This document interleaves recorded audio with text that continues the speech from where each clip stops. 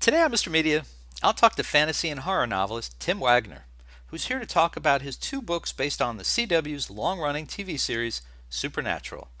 They are Carved in Flesh and The Roads Not Taken. Stick around. Sam and Dean Winchester are not real people, but reading about their adventures as hunters of underworld characters and mystical beasts can still make your skin crawl.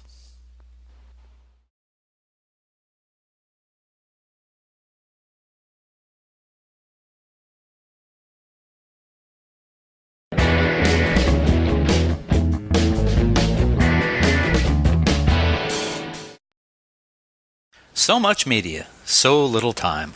Who keeps track of it all? That would be me. This is Bob Andelman, and this is a Mr. Media interview, brought to you by Amazon.com, Audible.com, and 1-800-DIAL-DJs. Please stop by the website, MrMedia.com, click on our advertisers, support the show.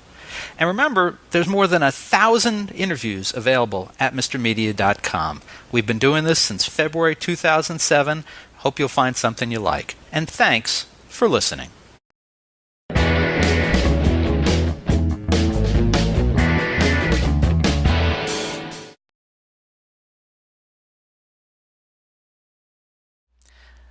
Mr. Media is recorded live before a studio audience of urine-soaked old cat women.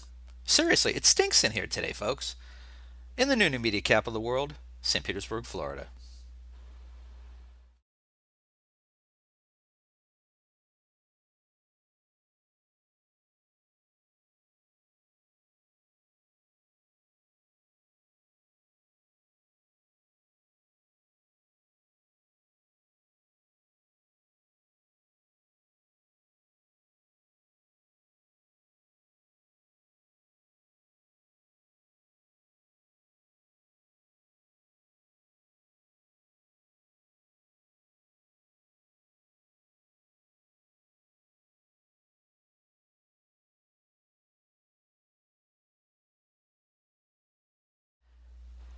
Mystery writers are not in the habit of literally presenting their readers with options. Smoke and mirrors, misdirection, sleight of hand, tricks, and dead ends? Yes. Choices? No. But that's exactly the job before Tim Waggoner, an experienced author of fantasy and horror who just published his second novel extending the franchise of the CW's popular series, Supernatural. In The Roads Not Taken, Waggoner makes the printed page interactive, giving readers the chance to choose their own path at key turning points in the story. For example, get to the end of a chapter and you might read this instruction. If you think Sam and Dean should aim for the saber-tooth's eye, turn to page 34. If you think Sam and Dean should aim for the saber-tooth's heart, keep reading. Now, faced with choices, I just read it all. What would you do? I wanted to know. I wanted to know what was going to happen, what wasn't going to happen. I don't want to give away anything either because it's interesting how it changes depending on what you choose. Now, if you're a fan of Supernatural, I have no doubt that you'll enjoy Waggoner's continuing tales of the Winchester boys, even if you can only imagine how good-looking they are while you're merely reading. And perhaps they will serve as an opening to Waggoner's many other fantasy and horror novels and short story collections, including Bone Whispers and the Nekropolis archives. Tim Waggoner, welcome to Mr. Media. Thank you. Good to have you here. How much harder is it to write fiction when part of your task is to give the reader options? Well, in one sense, it wasn't that hard because what I did for this particular book was I wrote the story since the four sections of it makes for one story. I wrote just what I call the straight road first. It was just from beginning, middle, and end.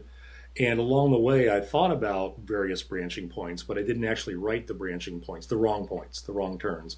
I didn't write those till later. The hardest part was thinking about the length because since it was a book I contracted for, I had a certain length I had to do, and so that meant the actual correct story, the right path, had to be shorter, and I had to make sure to leave enough room for the wrong paths to put in.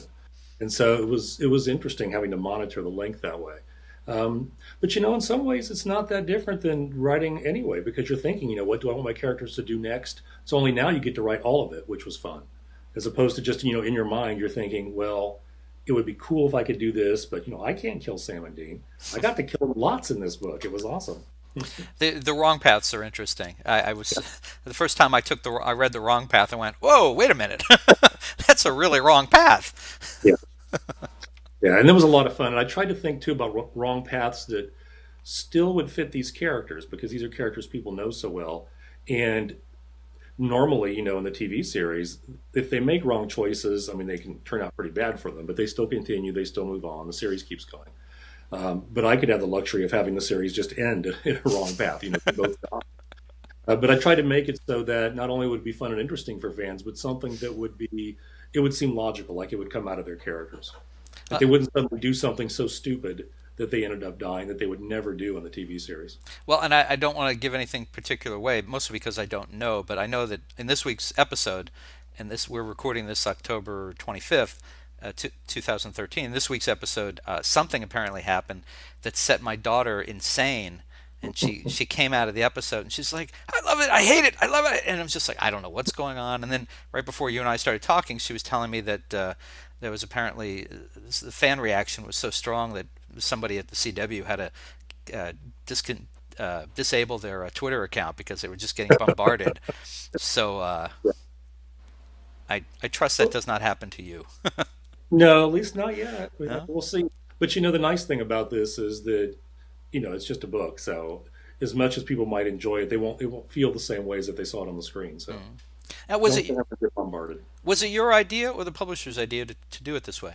It was the publisher's idea. It was a project that they already had going, and they actually already had a couple writers who had been attached to it that, for whatever reasons, could no longer continue with it.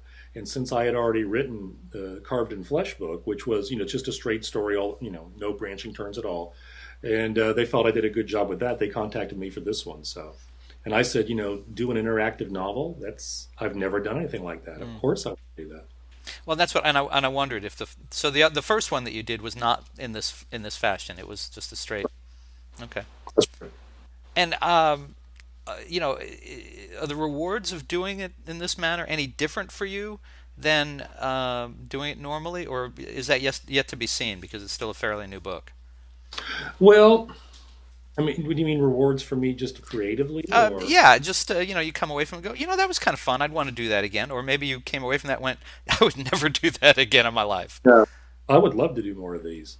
I would love to find a publisher that would do this as a normal course. I think especially in horror it would work really well because you could have all kinds of interesting things happen to your characters along the way.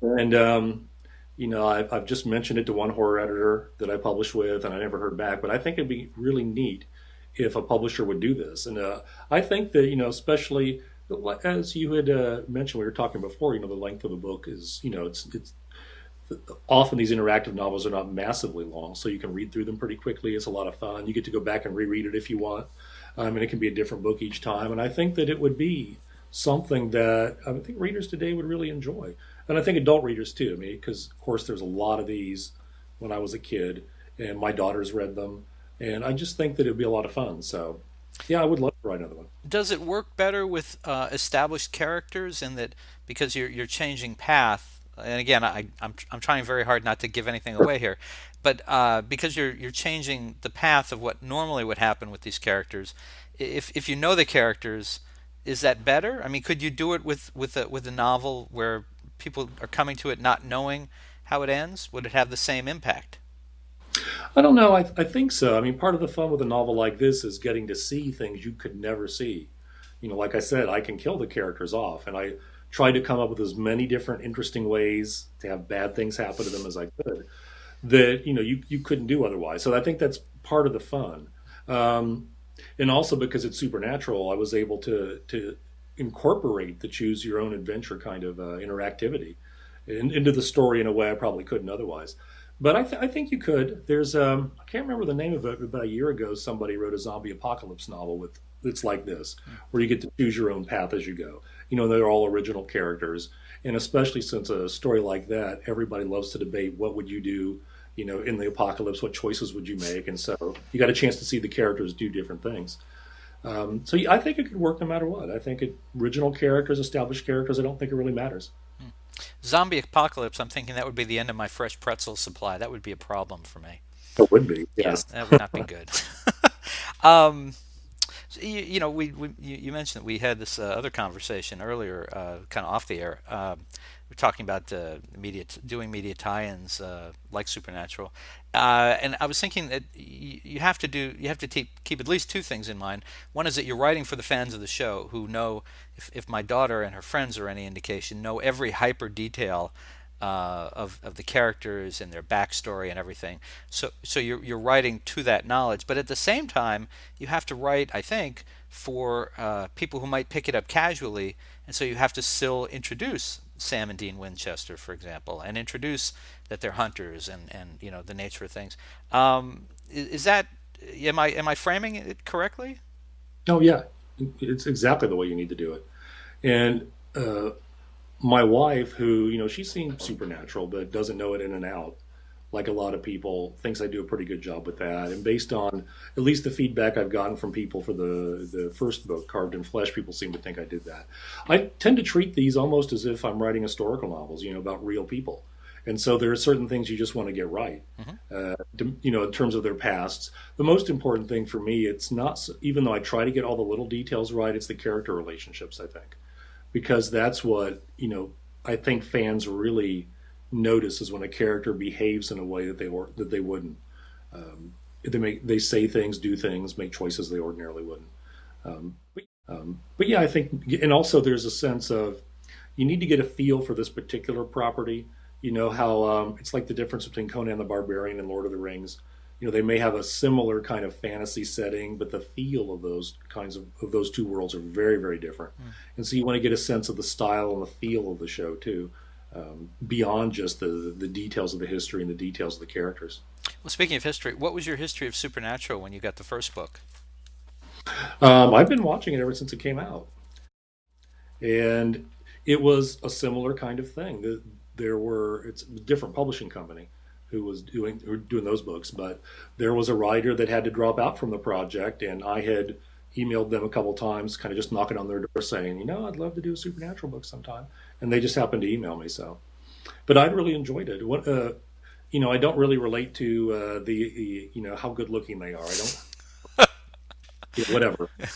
They're just a couple nice guys as far as I'm concerned. But it was the relationship between the brothers that really, you know, I have loved ever since I was a kid. Monster Hunter shows. When I was young, Kolchak the Night Stalker was Mm. it. And if I could still write a Kolchak the Night Stalker story, that would be it. But these are kind of like Kolchak's, nephews or grandsons or something. And so I was really interested in the show when it first came out. But what's really kept me around beyond just the supernatural aspect is the relationship with the two brothers. Hmm. I really enjoy that a lot. So I was really glad to get the chance to work with them, but also, I was a little nervous. It's a lot of times doing something like this is like a high wire act because you are so aware of the people that are out there that enjoy the show so much, and you don't want to let them down. I know I'm trying to be careful in referencing the characters in this interview because I don't want to be attacked by my own daughter for getting some inference wrong because I know that she knows this stuff. And that's why I asked if you had been watching the show because having been on the air for now 10 years, that's a lot of episodes to catch up on to write a novel if you hadn't been watching. Yeah, there's the fan wikis that are out there are so amazing in terms of the amount of information that people record. The fans work so hard to get it correct, and the sites are so easy to navigate that if I had to do that, I could have come up with enough to write a novel. But I have a feeling it would be, it'd fall a little flat on Hmm. people's ears, metaphorically, just because I just wouldn't have the feel of it.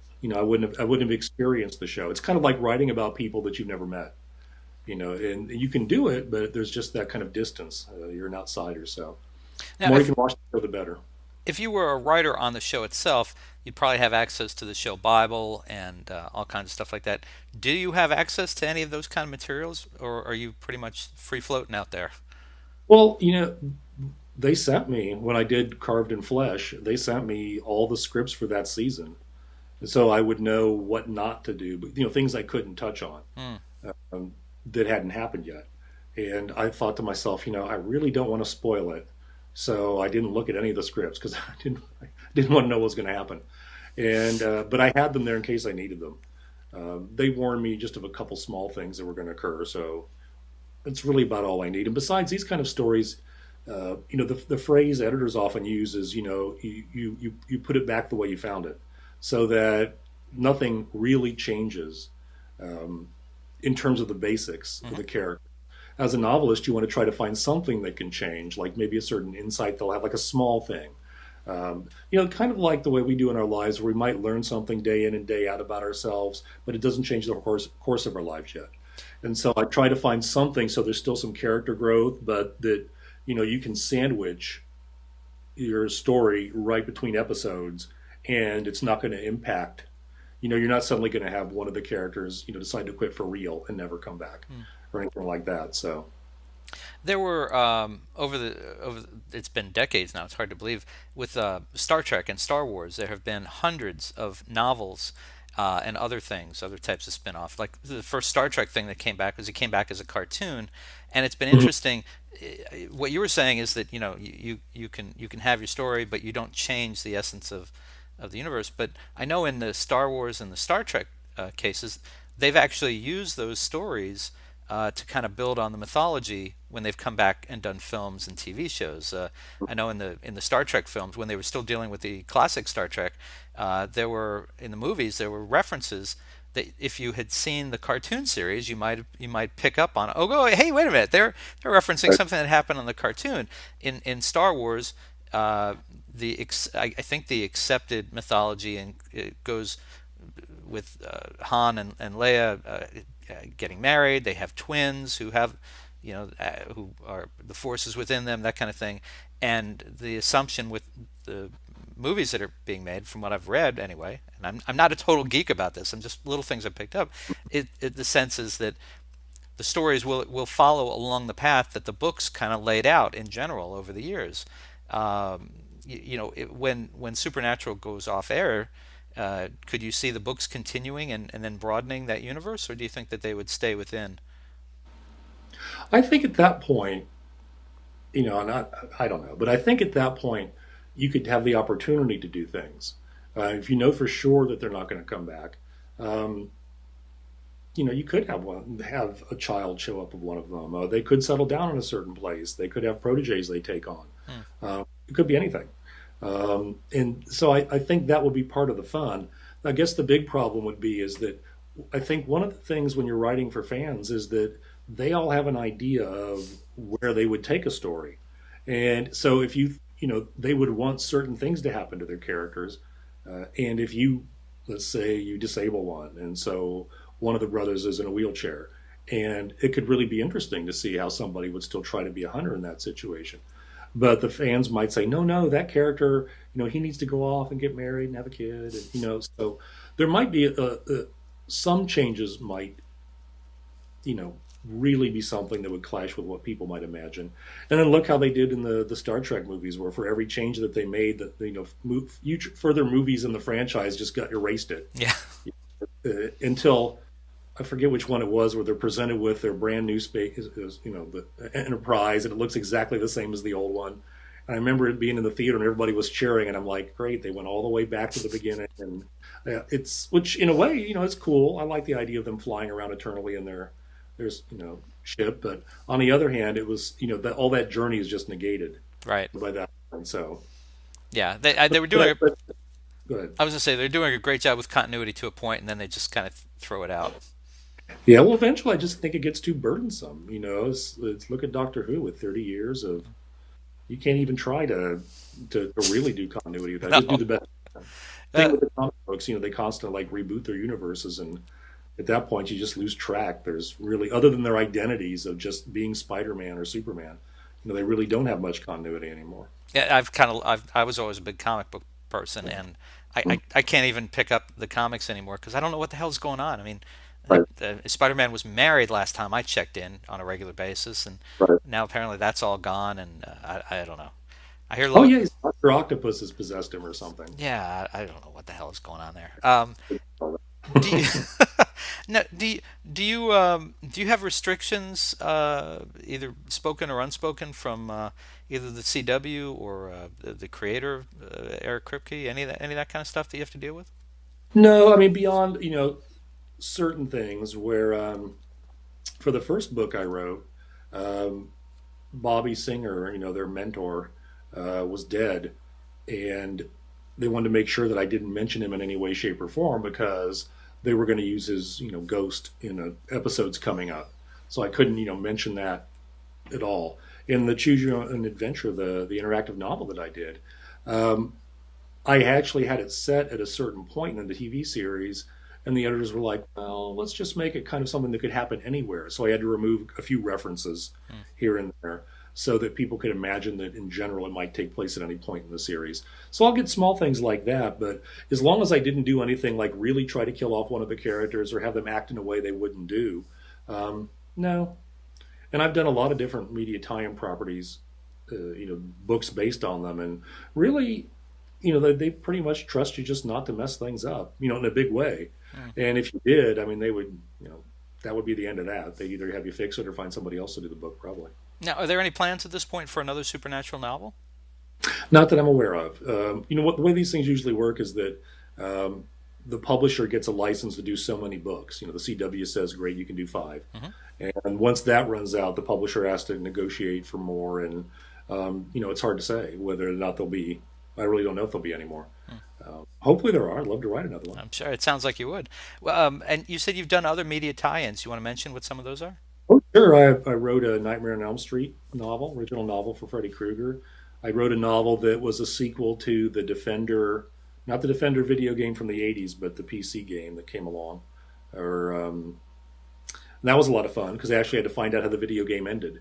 That's where I learned how to hook up my, back in the days when we had VCRs, I learned how to hook up the VCR so that it actually taped the gameplay. So I just gave it to my controller to my daughter and say, keep playing because I wanted to get to the little interstitial scenes where people are talking and they're, you know, names of characters, dialogue, rhythms of dialogue, whatever. Even the sound effects for what the gun sounded like, so I had an idea what was going on. Did a couple supernatural books, did a Stargate book, Hmm. um, did some tie-ins for Wizards of the Coast, based on the role-playing games, and that was a lot of fun. Hmm. Did one Doctor Who short story. Really? Usually, yeah, usually the Americans don't get a chance. They like to keep the British flavor of it. But I got lucky. There was an anthology, so I got to use Doctor Number Two in my short story. So Oh, it was interesting. very cool. Yeah, it was a lot of fun. Where was that published? In case someone wants to look for it.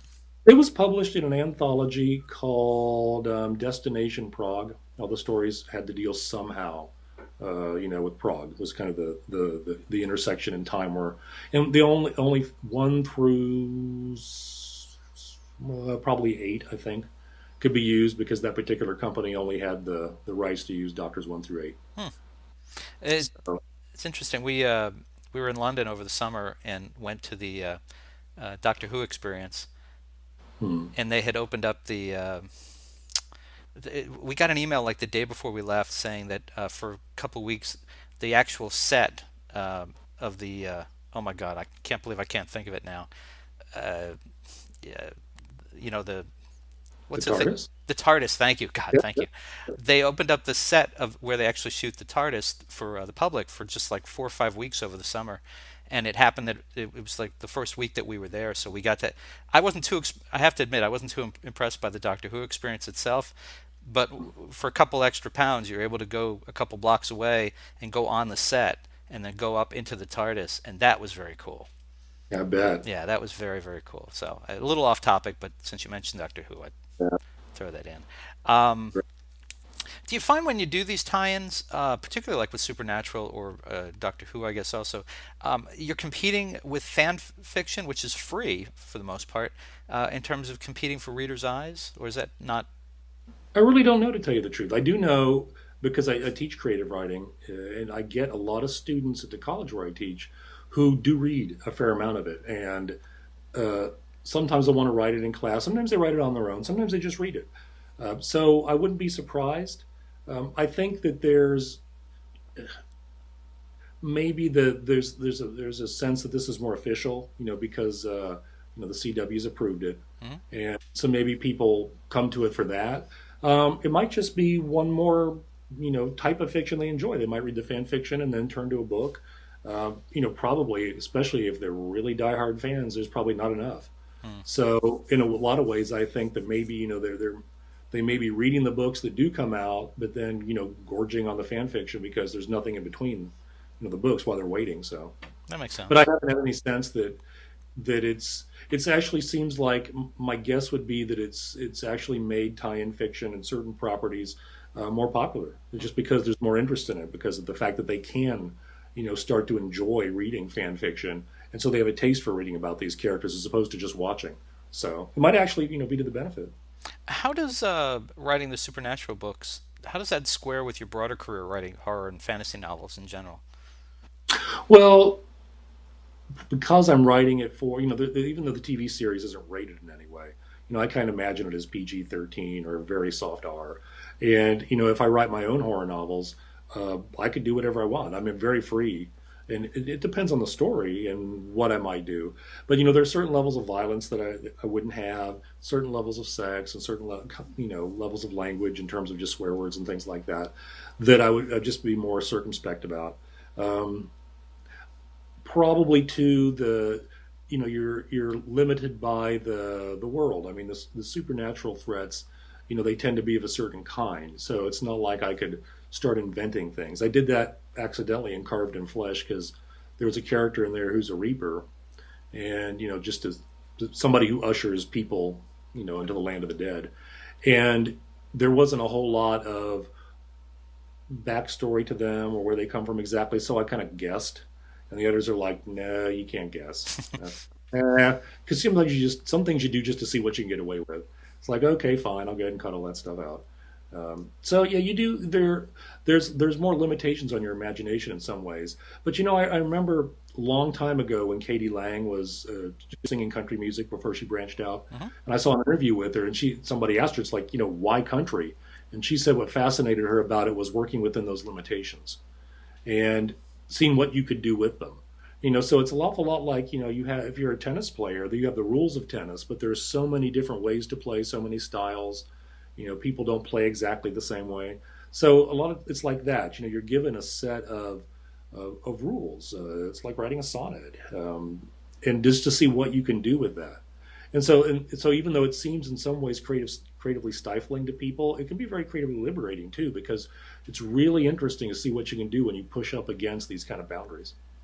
And to change gears a little bit before we wrap up, you mentioned, of course, you teach creative writing at the college level, and Mhm. I wondered, do you ever teach writing of horror and fantasy, this specialization of yours, or is it more a general course? Well, at the college where I work full time, it's general fiction writing and novel writing.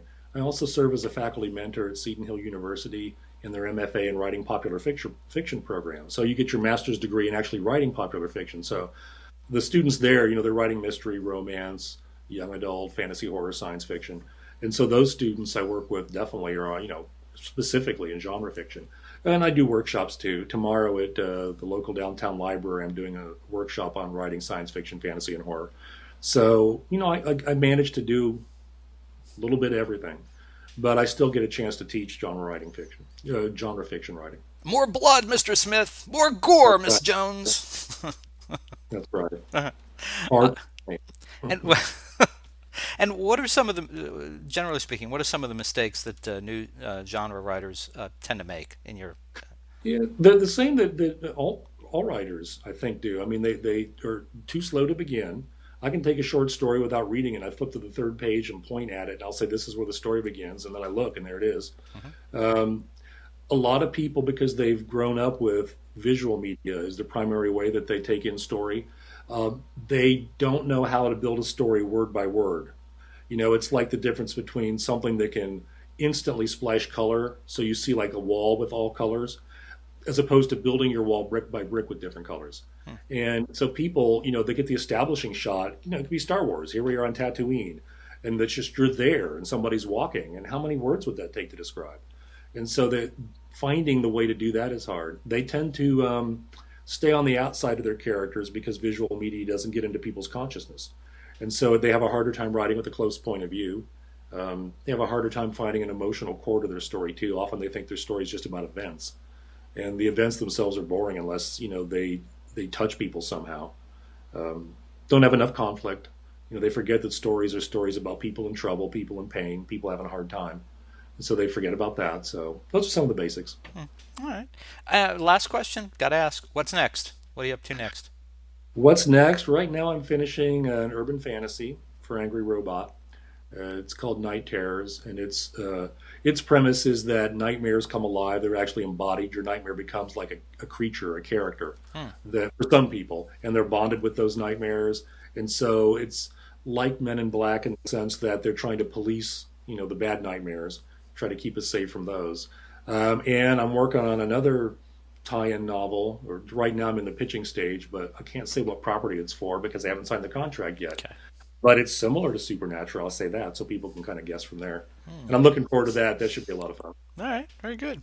Well, folks, listen, you can find Tim Waggoner's Supernatural, the television series novels, The Road's Not Taken and Carved in Flesh, in great stores everywhere, we hope.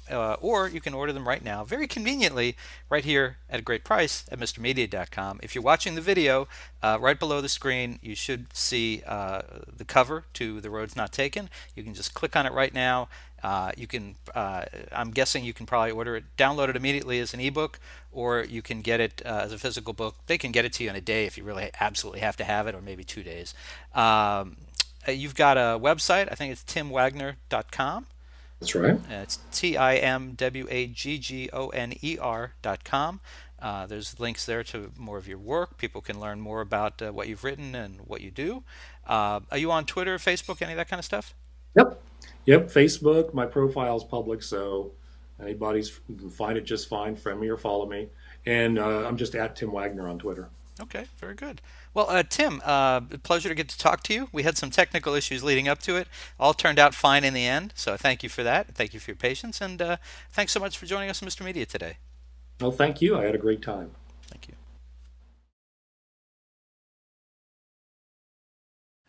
You can see and hear almost 1,000 Mr. Media interviews by visiting our main site, mrmedia.com, mrmedia.com.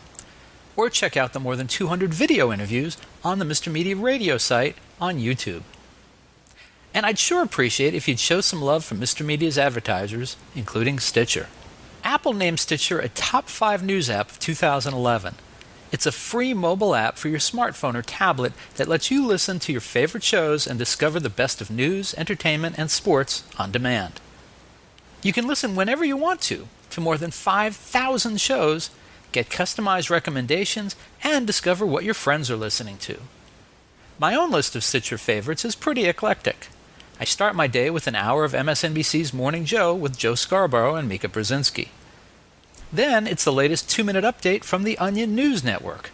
After that, I'll listen to WTF with Mark Maron, Here's the Thing with Alec Baldwin, HBO's Real Time with Bill Maher, and excerpts from E's Chelsea Lately and The Soup with Joel McHale. Also in regular rotation on my Stitcher playlist, the BS Report with ESPN's Bill Simmons, the TechCrunch headlines, and the Don Geronimo Show. The latest episodes of each show, whether originating from broadcasts, cable TV, radio syndication, or podcasts, are continuously updated. Stitcher is a free app for your iPhone, iPad, Kindle, Fire, BlackBerry, Droid, and more. And show your support of Mr. Media by getting, did I mention it's free? The app at stitcher.com/MrMedia. That's stitcher.com/MRmedia. Stitcher Smart Radio, the smarter way to listen to radio. We're also supported by Audible. Check out Audible's 30-day trial membership and download the audiobook version of the book everyone's been talking about, 50 Shades of Grey by E.L. James. Sign up for your free trial today at audible.com/radio. Again, audibletrial.com/radio. And finally, if you need a disc jockey for a wedding, bar mitzvah, corporate event, or just a big old party, please consider calling 1-800-DIAL-DJs, the party authority for all your party entertainment needs. You can call 1-800-DIAL-DJs or go to their website, 1-800-DIAL-DJs.com, and tell them Mr. Media sent you. And thanks for listening.